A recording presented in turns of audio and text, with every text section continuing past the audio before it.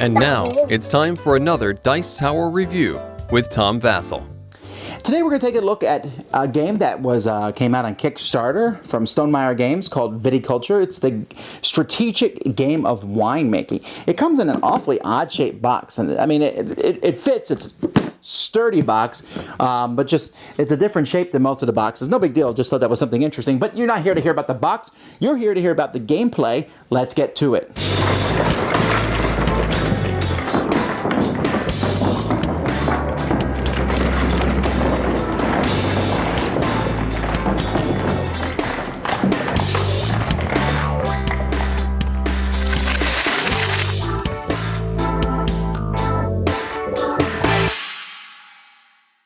As you can see, there's lots of colorful pieces in this game, and one of the interesting things about this game is that the board and the player boards both comes with two sides. One side has words on, and the other side doesn't. Now, that may be cool for those people who want the exquisite artwork of the side, but I mean, I really like knowing what the things do. I suppose if I played it 280 times, I would remember, but there's games I've played many times, and I still like having the words to remind me what they do. But still, that's an option, and it's an interesting one. Now, what you're going to be doing in this game is you're going to be trying to get the first person to get 20 points as the winner, and you have a little cork here which keeps track of your points. But more importantly is this rooster, and this is the beginning of each turn in the spring, because apparently the only thing you do in the spring is wake up. But anyway, in the spring, starting with one person who is a start player token, a bunch of grapes, that person is going to take their rooster and place it wherever they want. This is going to determine the turn order for the game, for that round. And so as you pick turn order, you might want to go first, but you also might want a special ability. See, each of these gives a special ability. This lets you draw a green card, a purple card, a yellow or blue card, get an extra buck, take a point, or take an extra worker. This temporary worker, everyone starts with three regular workers that they will have, and having an extra worker might not be a bad thing. After everyone has done that, this is what we call a worker placement game, where players are going to be taking their workers and putting them on the board. There are different spots where they can put their workers on the board. There's even a spot where you can put your worker on your own board, but only if you build the appropriate building, the yoke, that can happen at.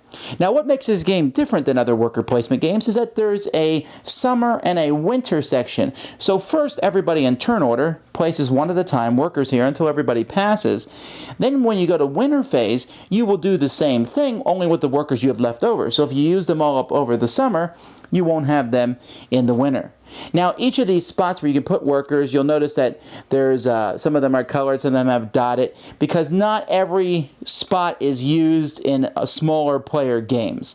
For example, in the 5 to 6 player games, we will use all 3 of them, while in the 3 to 4 player game, you'll only use 2 of them.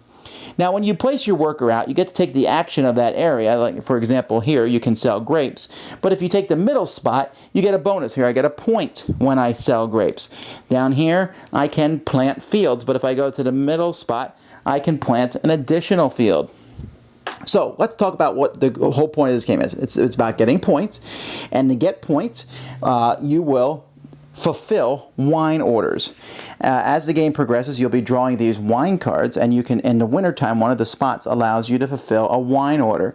So let's take a look at this wine order. For this, I need a 9 of this crystal sparkling wine or higher, and that will give me 5 points, and it will increase my income between turns by $2. Here I need a bottle of level 4, level 3, and level 2 wine, and that gives me 4 points and $1.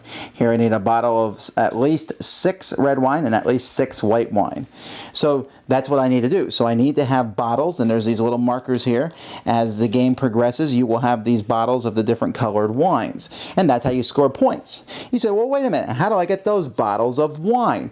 Well, there's another action in the winter where you can crush grapes, and when you crush grapes, you'll take grapes that you have over here, and you will convert those into wine. You can even combine red and white to get the red sparkling wines, or combine 2 reds and a white to get this super sparkling wine or whatever it's called.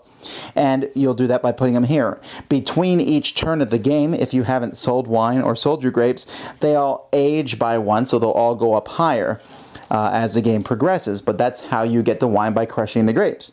You say, well, how do I get the grapes? Well, by harvesting your fields, of course. In the summer, you have a chance to plant fields, and you have 3 fields here, and each field can hold a total number of 6 grapes.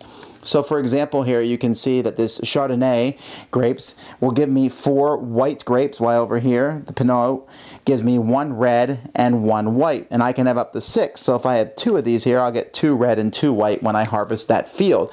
And when I harvest them, I simply place the proper grapes into here. But to have these grapes, many grapes have a prerequisite. Some of them need irrigation and some of them need a trellis, and it will show that in the corner. So you can see I'm actually showing you the game backwards here, because I just wanted to explain how you got points. You need wine. To get wine, you need grapes. To get grapes, you need to have fields, harvest fields that you have planted earlier. There's a lot of different actions that the board will take. There are play yellow cards. These are cards you can play over the summer, and these cards can be very powerful effects. You can see, like for example here, you get 1 point for each field on which you planted a vine. Draw 3 cards of different types, and draw 2 cards, discard 2 cards, and draw 1 of each type. Give a vineyard tour and get $4.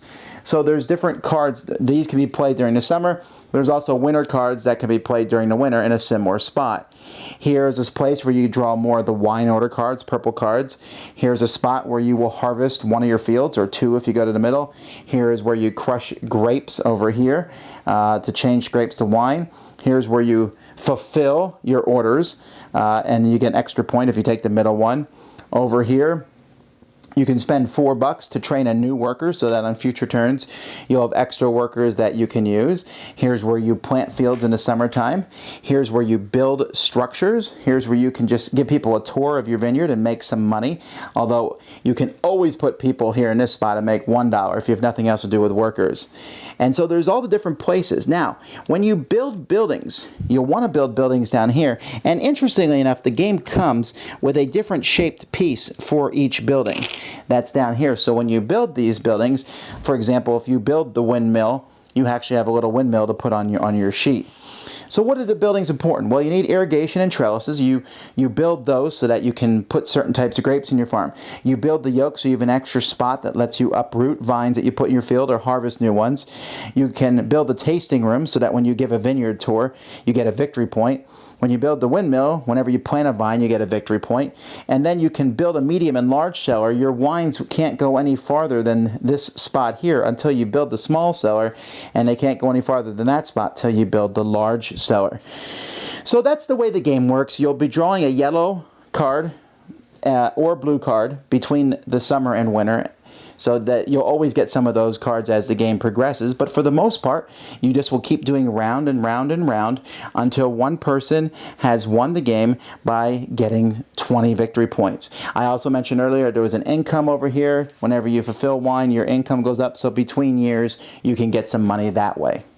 Viticulture is a worker placement game, and there's a lot of worker placement games out there. So this is entering a field of really a crowded field. So what makes this one unique? Well, first of all, I mentioned that there's the summer and the winter thing. So you're placing workers in one spot or the other spot, and that also means you have to go in a certain order. You might want to, in the winter, suddenly say, I wish I could plant fields. Well, too bad. That was a summertime thing. Or in the summer, you wish you could crush some grapes.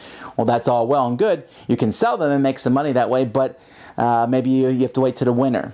Now, there's a lot going on. I think the theme is well represented in the game. When you buy most of the buildings, they make sense. The medium cellar expands your cellar. Buying out the windmill gives you points. They kind of make sense as they go along.